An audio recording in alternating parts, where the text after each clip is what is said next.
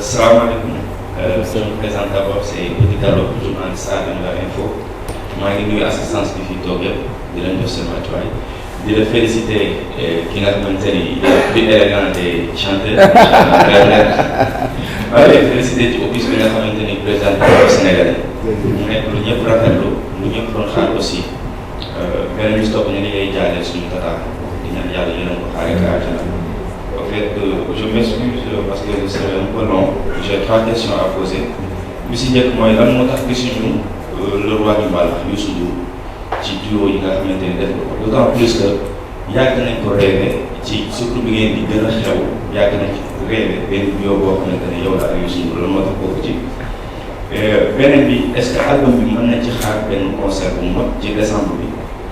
ñi nga xamante ni def nga ak ñoom duo ñëpp ci xale yi ñu ñëw nga defandoo ñoom duo bi sur scène au grand bonheur de tes fans et de leurs fans aussi. Troisième question bi dañu gis single Modou Lo bi nga xamante ni defal nga ko nga indiwaat ko ci album bi d'abord c'est quoi le rapport entre yow ak Modou Lo wala boog nga gisoon li nga xamante ni moom mooy victoire bu dimanche bi merci beaucoup maa ngi jégalu bu baax. Ok.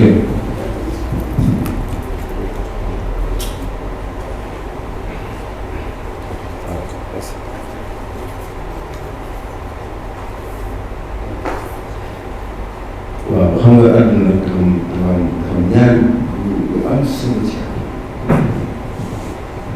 wax nga koy bëgg nit ñi di ci bàyyi xel parce que nit ku nekk moo ko mën a muy choix ak comportement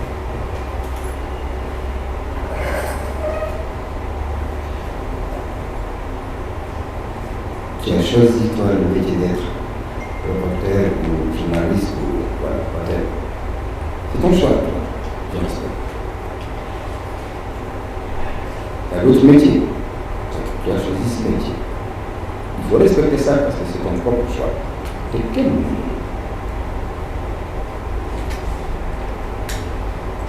vitesse me comportement moom tax ñu doomu aadama parce que olof sax dañuy faral di benn wax nee na uude ñu mën a gisee ñu mën a doon choix bi ñu def lu ma wax bi ma def mais choix bi ñu def difficile ñu ci man moo suma mag yi et c'est pas la première fois il faut se rappeler le dommage de feu et ma mère. J'ai eu à le faire, j'ai eu la chance de le faire avec pratiquement tous les chanteurs de ce pays. moo tax benn morceau pour sama grand frère yi maag ñoom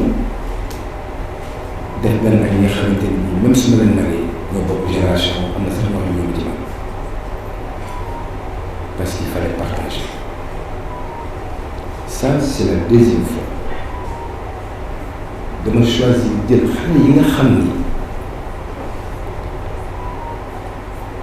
fu mu toog dañuy wax ci man lu baax ak lu ma neex ba pare damay gis Alioune Mbaye leer ci ñoom te adduna yëpp ko gis te amuñu ci benn complexe dama bëggoon jëmmal 30 ans moo nañu def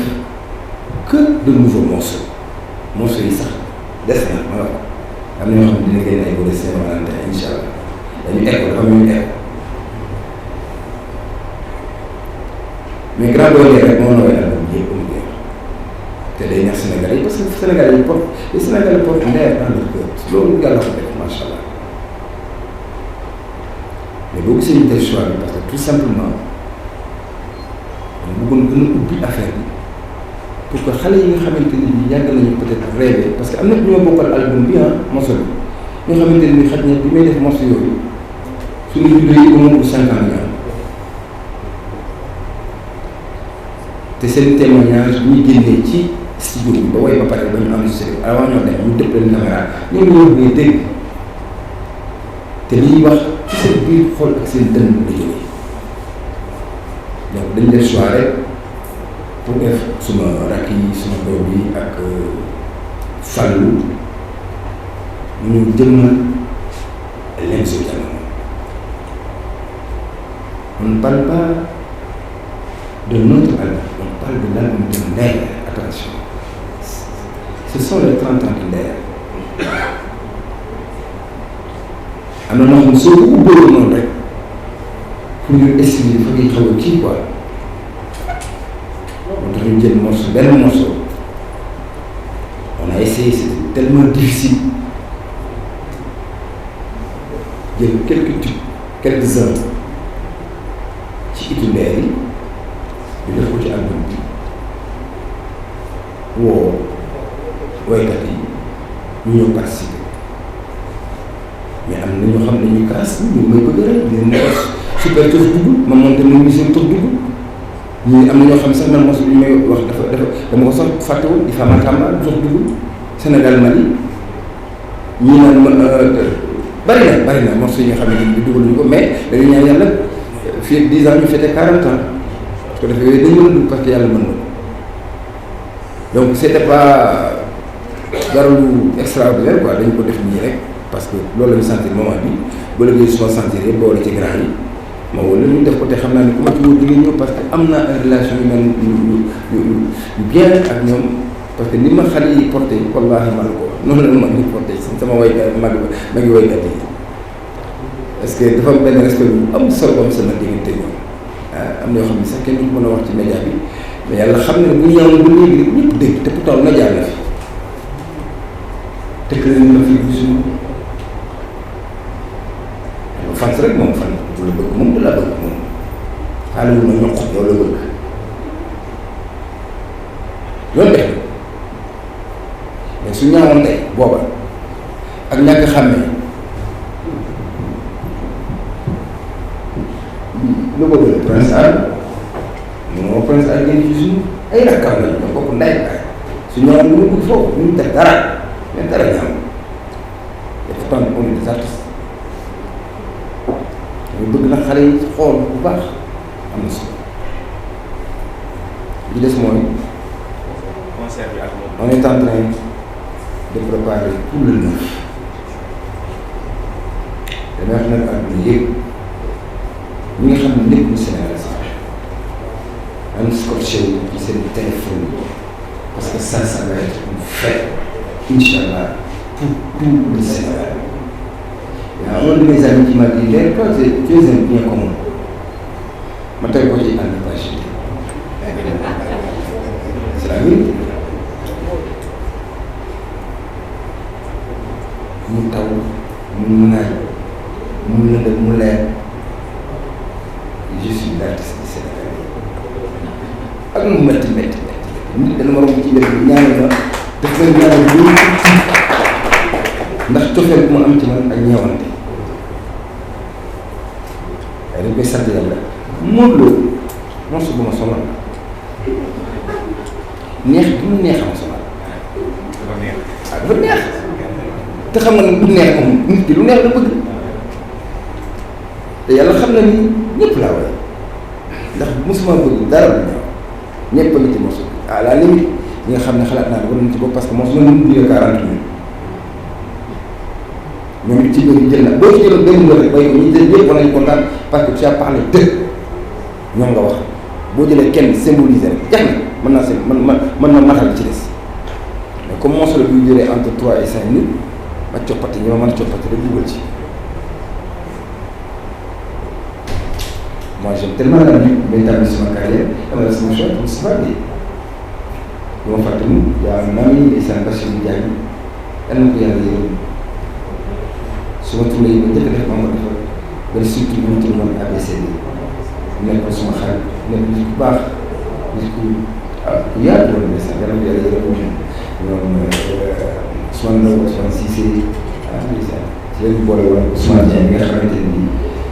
fu mu mës a dem ci àdduna ñuy ànd mu nekk sama wet comme d'accord soxla mu d'accord parce que mën nañu ko loolu mais xam nga rek jëfi àdduna moom loolu donc Modou Lo c'est bien cette question seetloo métti yi amul benn morceau ci àll parce que bu fekkoon da nga war a jël morceau bi Modou Lo bu seen mbër bi ma tàmbalee ko ca fin ba ca début ba fin ba mooy soo moytuwul fii ba 2037 morceau bi jeex parce que bu nekk morceau bu nekk quand on parle de métier c'est de prendre ici ça dépend nag ci film bi ça dépend ci film bi ak ci morceau yi da nga jël fii 1 minute 30 da nga jël fii 30 secondes da nga jël fii da ngay rappel nit ñi rek waaw te morceau boobu nag moom rappel nit ñi c'est très bien beau mélodiquement c'est beau am na nit yoo xamante ne bii 82 ba léegi maa leen di way gëj naa leen gis yàgg na sauf li mu sekk bi sax xaw ma sën waaye ñu ngi lay toog ça c'est la surprise mais gisuma Younous gisuma Ibou Sakho ñoo ne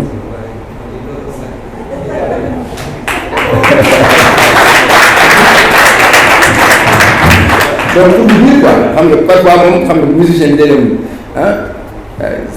sa père musique bi ngay barke yow doog a may ay ñu Bassir Gueye nii gisatoo leen mais bu morceau bi ñëwee force nga way ko parce que moomatoo morceau bi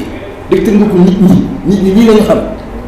mun na wax gisuma Younous gisuma Ibou Sakho ana ma sën bay bokkoo sanam gisuma Ibou gisuma Matar ñu naan mais ndéer mi du ko dal non j'ai pas gis naa leen fi yàgg ñoom bokk nañ sax lu nga sama jóob bi yi léegi nii du ma ñëw semaine bi daw quand même mais bon daal waaye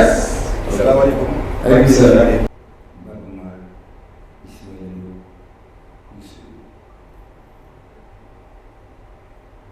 bu ma defee production ba pare ñu di bala maa génn si yow maa ngi fa nekk daal maa ngi sama est-ce que mën nga ak personnalité ak humilité lu mu jàppale koy bàyyi fekk mu studio bu ma mën a ne moo xam bosam la moo xam beneen la ñëw déglu attentivement li ma way su paree keneen ku ma ci woo soo amul jot ma déplacé wu dem seet nga yëngu la ko pour nga déglu ko parce que wax naa ko ñi ma bëgg buñ sama problème ñooñu lu ndeer def baax na mais suma problème mooy dama am ay nawle ñoo xam ne ku ci nekk tey ji bëgg naa suma tara yow ci mbedd ma nuyu la xool la ci bët nga xool ma ci bët mu am respect notuwaay sama diggante yow par rapport ak métier bi ma leen fekk ñoom te yàquñu ko te ma nekk seen tànk wala boog même bu ñu tasawul ñu ne seen oto rajo teg ko ngi dund yow kenn ci sa oto parce que dund musique bu baax ci biir oto dafa neex yàlla moom son ni kenn la waaw danga dul si yow kenn ak yàlla ak booy bii way leer moom ci biir oto bi mooy jax si bopp bi càmm non moo tax lu muy jar temps bu muy jar naa ko xaar lu ñu laaj ci alal danañ ko ci def j'ai discuté avec lui il y a pas longtemps, il y a 2-3 jours on a eu à mixer un morceau 24 fois 24 fois vous imaginez parce que il su defee yónnee ma rek damay déglu moom tamit ak simplicité te xam ñëpp xam nañu macha allah laa xawla wala quwwata illa billah yàlla ko yàlla xale bu bien la bu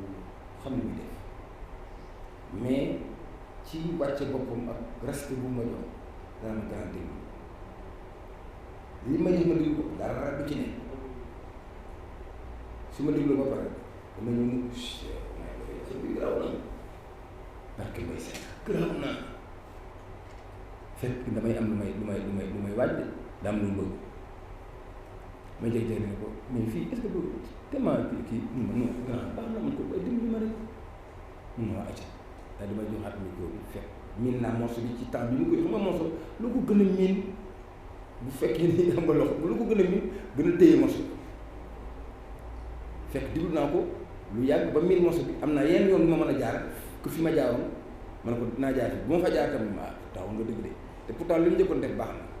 donc pour vous dire rek que ni liggéey da nga koy jox ak merci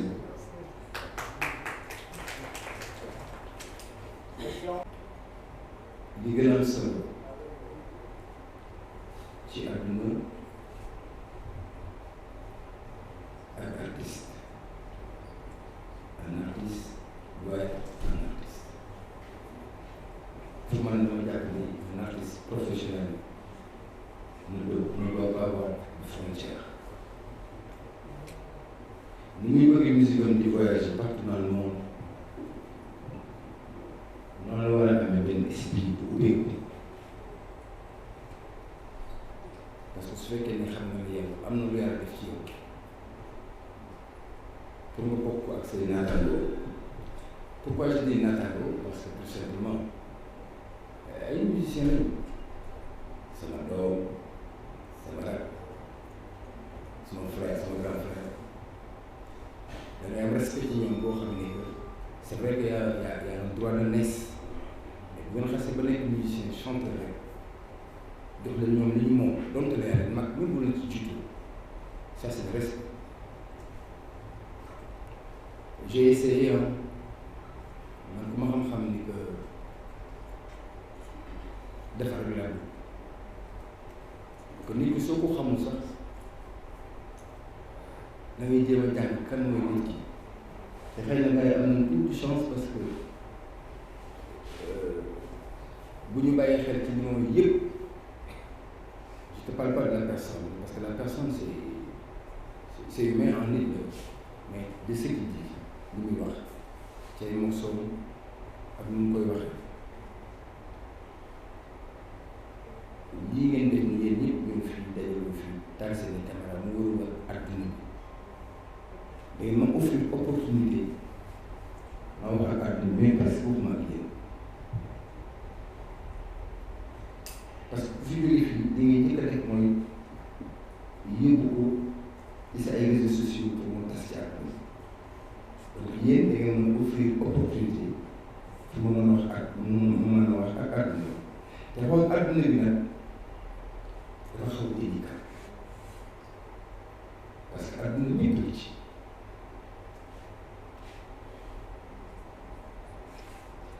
j'ai fait 30 ans de carrière ma xaw a teg tuuti mais des fois ça m'arrive même ma am trac su may wax du caméra yi micro yi nit ñi ma bëgg te ragal ma def erreur te nit kese laa mën naa jum ñoom lay suur ba parfois mu tiit ci li may wax damay fexe di ko defal lu mu mën su weesoo ñi ma bëgg nga xam ne lu ma def baax na parce que nit soo ko bëgg lépp ñëw bëgg du bari dafay ñaan ki la bañ du la bëgg mukk dafay nax su nit ki bëggee rek bëgg na la mais li may wax mooy dafa am benn rôle boo xam ne porte de voix ak koo mën a doon ci domaine bu mën a yëngu bu la yàlla dimbalee nga am ci jëm da nga war a mën a doxale surtout ñi nga xamante ni dañuy aspirer nga nekk seen référence. Le choix a été tellement facile et beau et surtout naturel. dafa mel ne rek dana fekk ay anam yu leen jaay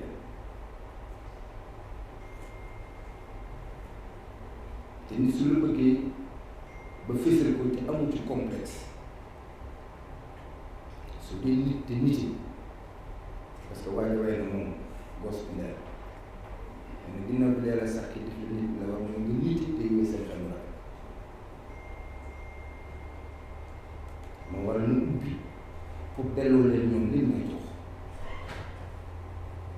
mooy amour parce que fu amul am soxla dal na su la nit yi bëggee rek da ngay def ñu ko te kenn bien sa bopp te sama naataango musicien yi ma ci ànd ak waykat yi mag yii adduna ñëpp xam nañ dañ na peut-être vous avez eu un peu de temps à regarder un tout petit peu ci extrait yi génnewuñu lépp mais gis ngeen film bi am sama diggante ak ñoom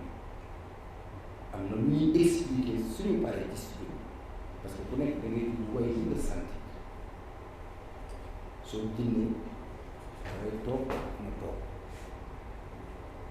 nga xam ne adduna ngay wax comme nii may def yéen da ngay wax soo ko régalee wala nga ci benn arrêt pensée wala nga soxla ci wala nga yaakaar ni kii boo ci defee benn touche kat leer dana gën a yokk ba doo ko def